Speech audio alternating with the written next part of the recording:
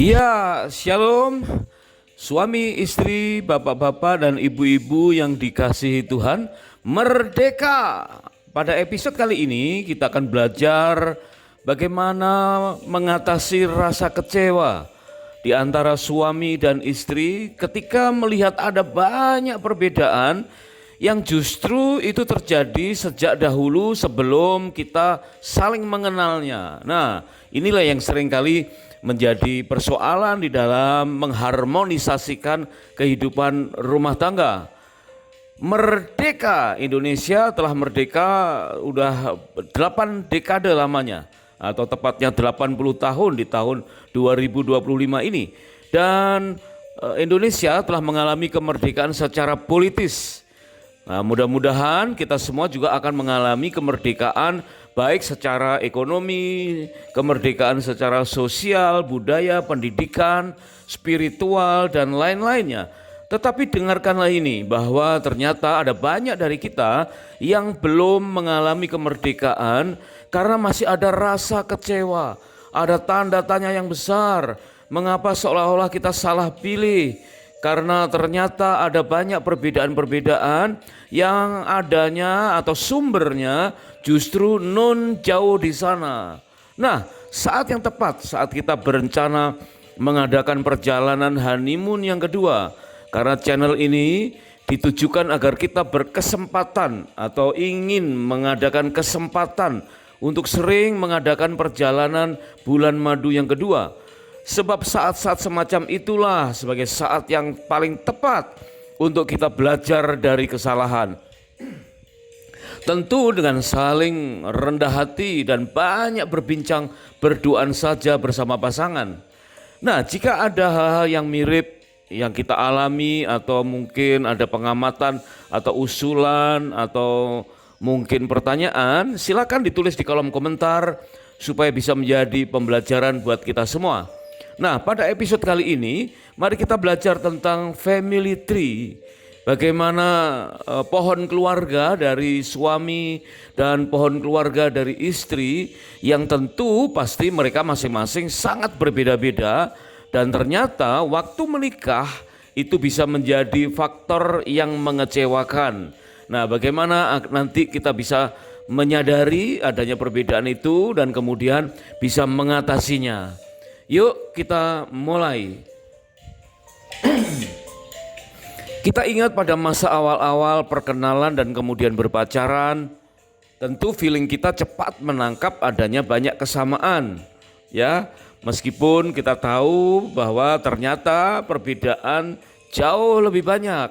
Nah, memang dari sananya Tuhan juga menciptakan laki-laki dan perempuan itu memang berbeda dalam Kejadian pasal 1 ayat yang ke-27, dan pemerintah juga menghargai demikian, maka terbitlah Undang-Undang tentang Perkawinan nomor 1 tahun 1974 bab 1 pasal 1 mengamanatkan bahwa perkawinan itu antara seorang pria dengan seorang wanita, yang tentu pria dan wanita itu ada banyak perbedaan-perbedaannya. Kita mungkin bisa mengetahui bahwa memang perbedaan itu dari sejak bahan bakunya. Ya, pria diwakili oleh Adam, diciptakan dari debu tanah. Kemudian Hawa mewakili wanita, diciptakan dari rusuk Adam. Dan ternyata dalam kitab Perjanjian Baru disebutkan masing-masing itu roh, jiwa, dan tubuhnya itu berbeda. Nah, tapi seringkali kita kurang menyadari bahwa perbedaan itu akhirnya bisa menyingkapkan karakteristik kita dan membuat kita kecewa. Nah, mari kita awali dulu dari passage of marriage, dari fase-fase pernikahan yang berpotensi mengungkapkan adanya perbedaan-perbedaan dan kemudian mengecewakan setiap pasangan. Contohnya adalah masa rawan pertama. Masa rawan pertama ini sangat terkenal karena terjadi kekecewaan-kekecewaan yang tak terduga antara hari pernikahan sampai 2 tahun pertama. Nah, soal waktu memang relatif. Ada yang lebih cepat masuk ke fase berikutnya, ada yang lebih lambat masuk ke fase yang kedua. Nah, fase yang pertama ini ditandai dengan moto atau prinsipnya, quote-nya adalah loh ternyata. Ya, ternyata artinya apa? Bahwa waktu kita dulu baru berkenalan atau berpacaran, bahkan sampai masa-masa persiapan pernikahan, ada beberapa hal yang kita tutup-tutupi, bukan secara fisik saja, ya, tetapi mungkin secara karakter, secara temperamen, secara kebiasaan-kebiasaan di masa kecil. Kita masih bisa tutup-tutupi. Namun begitu kita menikah, maka kita masuk ke masa rawan yang pertama, yaitu sekitar 2 tahun pertama, maka kita akan terheran-heran dengan banyaknya perbedaan yang muncul. Ternyata, ternyata. Nah, seringkali perbedaan ini kita anggap sebagai kecacatan. Kita tahu bahwa kecacatan prinsipnya adalah melakukan satu hal yang buat orang lain itu gampang belajarnya, tapi untuk orang yang kita anggap cacat itu lama sekali, berulang-ulang. Ya mesti diajarin lagi, sebagaimana seolah-olah orang cacat. Padahal tidak cacat, secara fisik tidak cacat dan banyak hal juga baik-baik saja. Tetapi di tahun yang pertama dan kedua ini, atau di masa rawan pertama ini, seringkali kita baru mulai melihat, oh ternyata ini berawal dari pohon keluarga, ya. Ternyata ini dari family tree, dari sononya, dari kebiasaan-kebiasaan masa kecil. Ya memang kalau kita cepat menyadari bahwa kebiasaan yang berbeda dengan kita itu berasal dari masa kecil dan kemudian kita segera menyikapinya, maka selesailah persoalan itu. Tetapi seringkali kita menyadarinya dalam keadaan terlambat. Padahal kita tahu bahwa perbedaan itu di masa kecil juga memungkinkan perbedaan secara teologis, secara psikologis, secara biologis, dan juga secara seksual. Bagaimana keluarga pasangan kita memandang tentang seks, memandang tentang hubungan suami istri, ya, bagaimana pasangan kita hidup di tengah-tengah rumah tangga yang standar keharmonisannya berbeda, ya, atau mempraktekkan keharmonisannya dengan cara yang berbeda, mungkin dengan bukti kasih yang berbeda, ya, maka membuat pasangan kita menjadi sangat berbeda dengan kita. Ya, di masa rawan pertama ini mungkin kita bisa lihat apakah pasangan kita waktu kecil, waktu menghadapi tantangan dan tuntunan berbeda dengan kita waktu kecil. Misalkan pasangan kita dibesarkan di tengah-tengah keluarga yang suka menghadapi tantangan. Begitu pagi-pagi matahari cerah, maka keluarga besar, wah asik cerah ya, matahari bersinar dengan terang. Pasti sepanjang hari ini kita bisa lancar, kemana-mana cerah ya. Tetapi ada beberapa dari kita yang kalau melihat matahari cerah di pagi hari merasa jadi kurang nyaman. Karena wah ini nanti terik, ini nanti banyak debunya, wah tidak nyaman, banyak keringetan ya. Karena mungkin aktivitas masa kecilnya berbeda. Ya mungkin banyak outdoor yang membutuhkan tenaga yang lebih banyak sehingga banyak berkeringatan di tengah-tengah cuaca yang panas. Demikian pula ketika pagi hari mendung, ada beberapa orang yang menyukai tantangan. Wah mendung asik ya, dingin adem sehingga nanti kita bisa nyaman, pakai motor aja bisa, pakai helm juga nggak terlalu kepanasan ya. Tetapi ada beberapa orang yang sejak kecil jika mendung merasa tertekan, merasa khawatir, merasa takut. Karena mungkin lingkungannya kalau mendung gampang banjir, ya gerimis sedikit aja udah becek. Nah ini membuat akhirnya respon terhadap tantangan cuaca pagi hari berbeda-beda. Dan kita harus tahu ini akan terjadi di tahun-tahun pertama, bahkan mungkin bulan-bulan pertama pernikahan. Bisa saja masa rawan pertama ini terjadi perselisihan ketika kita baru tahu bahwa pasangan kita mungkin dibesarkan di tengah-tengah keluarga yang tinggalnya di klaster yang nyaman, ya, klaster yang rapi, yang ada satpamnya, ya mungkin tidak terlalu mewah, tidak terlalu mahal, tetapi kebiasaan-kebiasaannya sudah berbeda dengan yang tinggal di perkampungan, yang bukan klaster, yang jalannya bisa tembus sana, tembus sini. Itu saja sudah menjadikan perbedaan yang sangat mencolok, ya. Mungkin saja waktu liburan keluarga kita dibesarkan di tengah keluarga yang suka main kano, ya di danau yang tenang ya, atau mungkin di pinggir danau yang airnya tidak mengalir sehingga tinggal duduk dan menikmati pemandangan. Tetapi mungkin ada juga pasangan-pasangan yang dibesarkan oleh keluarga yang suka arung jeram, ya, rumah tinggal di pinggir jalan, sehingga waktu menghadapi tantangan responnya berbeda dengan pasangan yang lain. Atau mungkin perbedaan style tentang tuntunan. Mungkin pasangan kita dibesarkan di tengah keluarga yang ya sebodoh amat lah, nanti ya gimana nantilah ya. Nggak perlu dicontohin, ada hal-hal baru langsung coba aja, coba aja. Tapi ada beberapa pasangan yang perlu dicontohin, perlu keteladanan, perlu dituntun ya. Segala sesuatu baik itu sekolah, belajar, diajarin dengan detail ya, mulai dari belajar berjalan, belajar naik sepeda, belajar menyetir, selalu diajari. Berbeda dengan pasangan lain yang bisa belajar sendiri. Nah, hal demikian menggambarkan bahwa memang perbedaan sejak masa kecil itu akan memunculkan kekecewaan di fase rawan pertama. Dan ini seringkali kita kecewa karena menganggapnya itu sebagai kecacatan. Nah, coba sekarang kita meningkat ya. Mudah-mudahan kita semua bisa bertahan dan bisa mengantisipasi perbedaan-perbedaan yang muncul di masa rawan yang pertama, yaitu sampai dengan 2 tahun pertama pernikahan. Nah, kita masuk ke masa rawan yang kedua, yaitu antara 3 sampai 10 tahun pernikahan. Ya, cukup panjang range-nya. Karena ini juga menyingkapkan ada banyak hal yang mungkin baru kita sadari adanya hal-hal yang baru. Ya, maka disebutkan motonya atau quote-nya adalah mana tahan. Wah, masa rawan kedua ini akan menjadi berat ketika kita belum terampil mengatasi atau menyelesaikan sepenuhnya perbedaan-perbedaan di masa rawan yang pertama.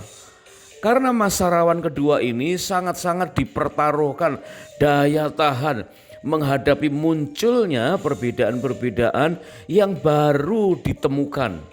Ya, ada penemuan-penemuan baru setelah 3 tahun, 4 tahun, bahkan 7 tahun ya. Bahkan 9 tahun menikah baru kita tahu, waduh ternyata udah sekian lama kita tahan-tahan, tapi mana tahan. Ada kesaksian sepasang suami istri yang suaminya ini biasa rapi, begitu mandi, selesai mandi menaruh handuk di tempat jemuran handuk tertentu yang terkena sinar matahari ya. Nah, tetapi istrinya tidak biasa melakukan hal seperti itu. Istri begitu mandi, handuknya taruh aja di tumpukan kursi di punggung salah satu kursi yang ada di kamar dan tidak disentuh lagi, baru disentuh setelah nanti mandi lagi, demikian seterusnya sampai handuk itu lembab ya, 2-3 hari langsung dicuci. Sementara suami mungkin bisa beberapa hari karena kering, basah dan kering lagi ya, beberapa hari baru dicuci. Nah, ternyata suami baru menyadari sulit untuk disamakan karena memang keluarga besarnya melakukan demikian ya. Setelah mereka berlibur di rumah orang tua istri, baru suami menyadari ternyata kakak, adik atau keponakan, bahkan orang tua dari istri atau mertua suami itu pun melakukan hal yang sama. Handuk itu taruh di punggung kursi di kamar dan baru disentuh setelah nanti akan mandi kembali. Nah, hal demikian akhirnya mana tahan, udah diajarin tidak sembuh-sembuh dalam tanda petik, seolah-olah itu suatu penyakit ya. Dan kemudian timbullah beberapa perbedaan-perbedaan yang lain yang akhirnya menjadikan salah seorang atau kedua-duanya berpikir, wah kayaknya salah pilih. Kayaknya setelah sekian tahun menikah baru ketahuan aku salah pilih deh. Ya, kesan pertama dulu yang sangat menggoda ternyata sekarang tidak ada bekasnya ya. Tawaran merasa salah pilih itu sering terngiang. Waduh, coba kalau dulu aku tidak putus dengan mantan yang itu, yang itu, yang itu. Wah, mulai ya pikiran mengembara kemana-mana, dan ini benar-benar menjadi masa rawan yang paling rawan. Ya karena masa rawan kedua ini banyak orang gagal. Banyak orang udah merasa cukup beralasan untuk mengakhiri pernikahan sehingga tidak sanggup lagi untuk melanjutkannya, ya. Padahal kita tahu ketika kita jejerkan, ya, sepasang sepatu suami dan sepasang sepatu istri pasti berbeda. Ya, masing-masing saja kiri kanan berbeda, apalagi sepasang sepatu suami dan sepasang sepatu istri berbeda. Jelas setiap pribadi memiliki karakteristik yang berbeda. Tapi mungkin waktu awal pernikahan suami sangat tertarik ketika calon istrinya itu kenal pertama lagi sedang memakai high heel, ya, memakai sepatu hak tinggi, mungkin dalam sebuah pertemuan atau berkenalan di tempat bekerja atau di gereja yang pas waktu itu berpenampilan rapi. Tapi begitu sudah 6 tahun, 7 tahun, mungkin udah punya anak, tidak lagi biasa memakai high heel, sudah hilang daya tariknya, sehingga seolah-olah wah kembali ke aslinya. Ya, ternyata memang aduh mana tahan, ternyata kebiasaan-kebiasaan lamanya mulai muncul. Padahal prinsipnya berapa lama pun menikah, perbedaan itu tetap ada. Sehingga perlu kita punya kesanggupan untuk memaksimalkan potensi dan mengelola kelemahan dirinya dan pasangannya. Jadi bukan masalah menemukan perbedaannya, tetapi bagaimana kita memaksimalkan potensi dan mengelola kelemahan itu. Nah, semoga di masa rawan kedua ini kita bisa menerima perbedaan itu dan menyatukannya, mengelolanya dan memaksimalkannya, sehingga kita bisa meneruskan perjalanan pernikahan dengan happy, merdeka. Nah, saatnya kita akan masuk ke masa rawan yang ketiga. Wah, setelah masa rawan pertama kita lolos, masa rawan pertama itu dikatakan loh ternyata, dan kemudian masa rawan kedua mana tahan, akhirnya kita tahan juga, ya. Akhirnya kita masuk ke masa rawan yang ketiga, yaitu sekitar 11 tahun sampai 25 tahun pernikahan. Cukup panjang.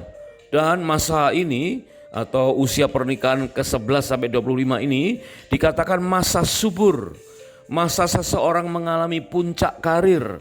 Masa seseorang sudah terampil mengelola manajemen waktu, manajemen pekerjaan, sudah mempunyai kangtau kenalan yang luas, ya, proyek-proyek yang sudah semakin banyak dan mempunyai penghasilan yang tertinggi. Wah, bahkan beberapa dari suami atau istri mengalami semacam puber kedua, ya, mulai pintar merawat diri, bahkan mulai butuh afirmasi. Karena mungkin mulai membandingkan antara penerimaan di rumah yang sebetulnya sudah maksimal penerimaan dengan rumah tangga, tetapi dibandingkan dengan pengakuan atau penerimaan di luar rumah. Mungkin ada afirmasi yang di rumah tidak diucapkan, ya, sekedar diterima saja, tapi di luar rumah justru diafirmasi. Mungkin di rumah berdandan atau tidak berdandan biasa saja, tapi begitu di kantor atau di luar rumah ada yang menyambutnya. Wah, bapak, ibu matching sekali pakaiannya hari ini. Ya dandy banget, cantik banget. Nah, hal demikian akhirnya diperbandingkan dengan seolah-olah kurangnya penerimaan di rumah. Padahal sementara lagi sedang haus-hausnya afirmasi. Nah, masa rawan ketiga ini sangat-sangat rawan, ya. Bahkan boleh dibilang lebih rawan lagi dibandingkan masa rawan pertama maupun kedua. Karena masa subur itu diibaratkan sebagai pohon yang sedang bertumbuh dan sangat tinggi tumbuhnya. Di mana pohon yang tinggi itu anginnya paling besar. Berarti goncangannya, gangguannya, godaannya pun semakin besar. Dan tahun demi tahun dari usia pernikahan ke-11 sampai 25, memang ini relatif. Itu prinsipnya adalah kalau enggak sekarang ya tidak sama sekali. Jadi ada banyak hal-hal yang akhirnya menganut moto ini. Kalau mau buka usaha baru sekarang, ya, mumpung masih kuat, mumpung sudah tersedia banyak sarana, banyak kangtau, banyak kolega ya. Kalau mau buka usaha baru sekarang, kalau nggak sekarang tidak ada lagi kesempatan. Jadi sekarang atau tidak sama sekali. Demikian pula terhadap pernikahan.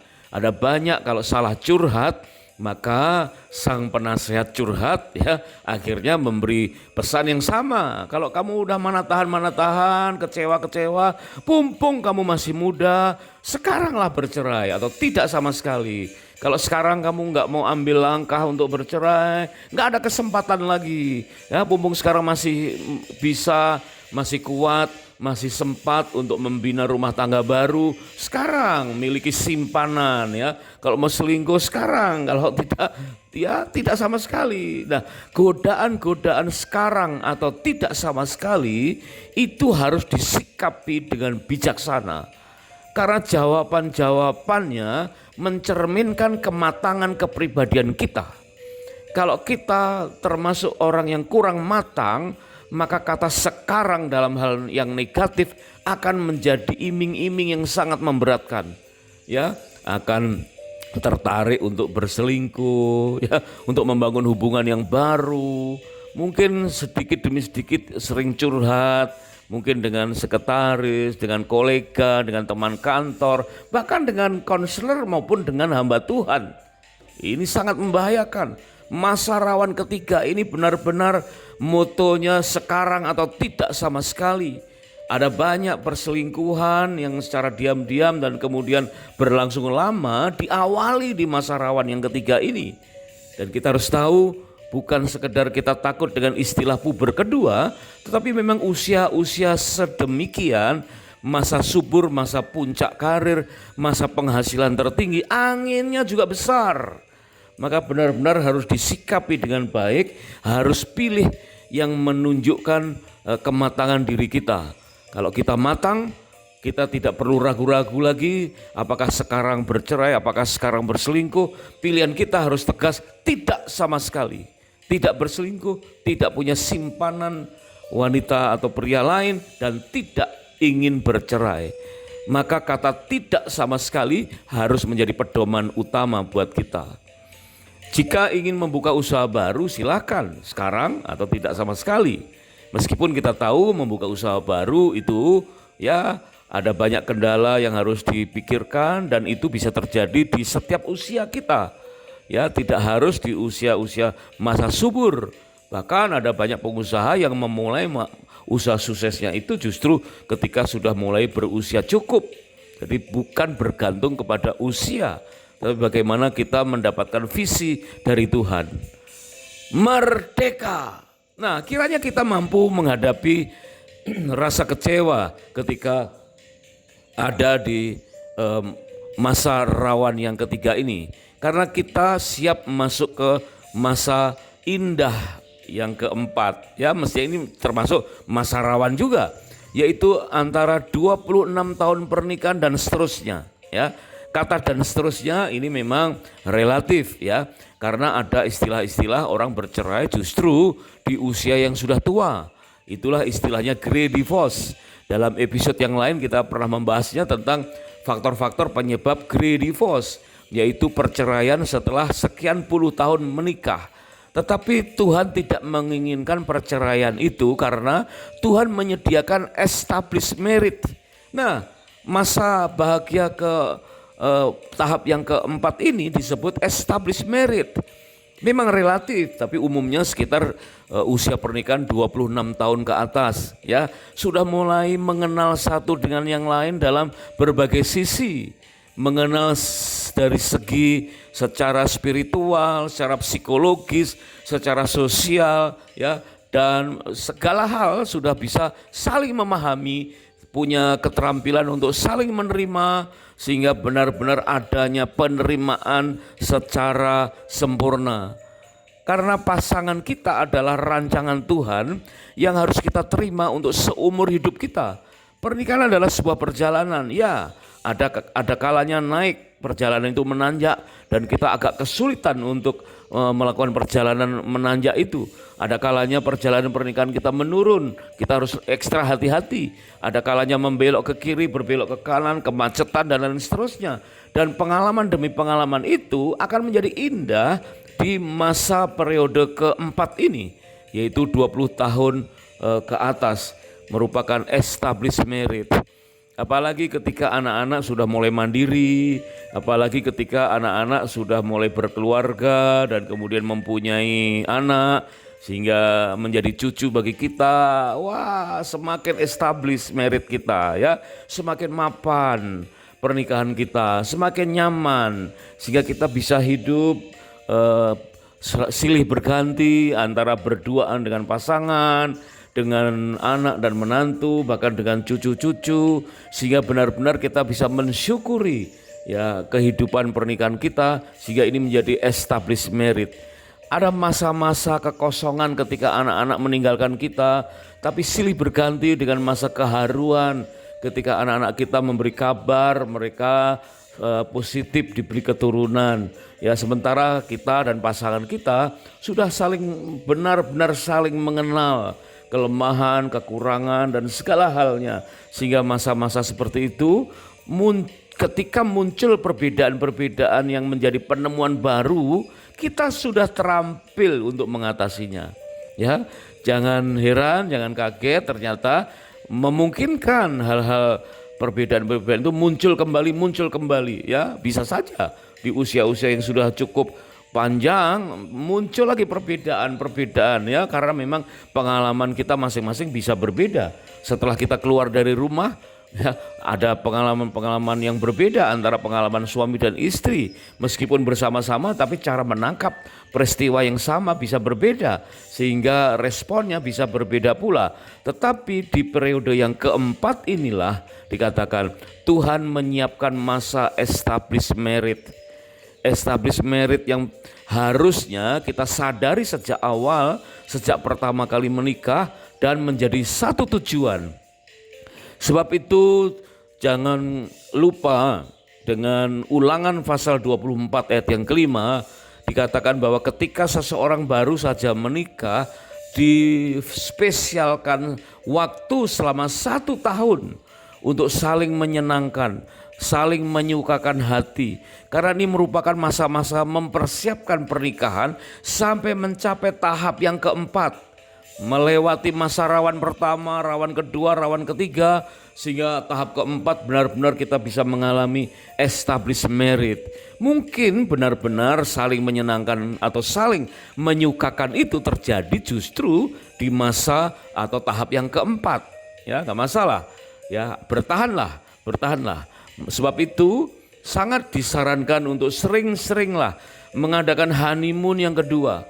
Karena bulan madu yang kedua ini ada kesempatan untuk kita saling terbuka, untuk menguliti kelemahan dalam berumah tangga yang selama ini kita anggap benar, ya, kelalaian pola bergereja sebagai keluarga rohani yang akan kita copy paste dalam kehidupan keluarga, yang mungkin kita sulit mencari keteladanan, tetapi dengan itu Tuhan langsung memberikan teladan dalam kehidupan suami dan istri. Mungkin beberapa dari kita di masa atau tahap keempat itu sudah tidak bekerja lagi, sudah masa pensiun ya, maka saatnya menjadi narasumber untuk menasehati keluarga junior kita dan mengajak mereka untuk rela belajar dari kesalahan. Justru disitulah para orang tua memasuki masa established marriage dan menjadi narasumber untuk mampu anak-anak kita menemukan bayi kesatuan, memberi nutrisi bagi kesatuan mereka, untuk memahami bahwa bagaimanapun juga suami mengasihi istri dan istri menghormati suaminya. Sebagaimana Efesus pasal yang kelima ayat yang ke-33, kata bagaimanapun juga mungkin pengertiannya bisa didapatkan bisa berpuluh-puluh tahun lamanya. Mungkin masa rawan pertama prinsip itu kita sulit untuk menerapkannya, tetapi di masa established marriage akhirnya kita mampu mengaplikasikan bagaimanapun juga.